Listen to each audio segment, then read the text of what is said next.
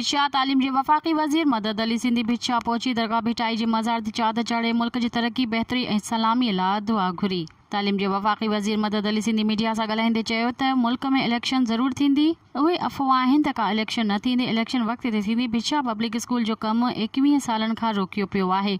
उन ते मां सूबाई हुकूमत सां ॻाल्हायां थो ऐं 16 अक्टूबर ते सभिनी सूबनि जे तालीम खाते जे ऑफिसरनि खे घुरायो आहे।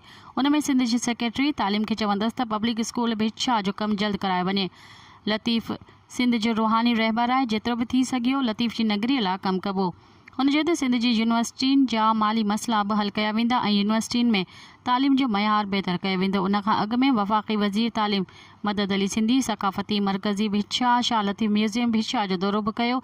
शेख अयाज़, अलामा दाऊद भुट्टो, मीर अब्दुल हसन सांगी ऐं आगा सलीम जे मज़ारुनि ते हाज़िरी ॾिनी। इन मौक़े ते तालीम खाते इस्लामाबाद जे officer Ghulam Ali Malha, deputy director culture Rahmatullah Rajar, assistant director culture Mushtaba Jokhio, director तालीम वकास आफरीदी, अला बख्श कुरैशी गॾु हुआ।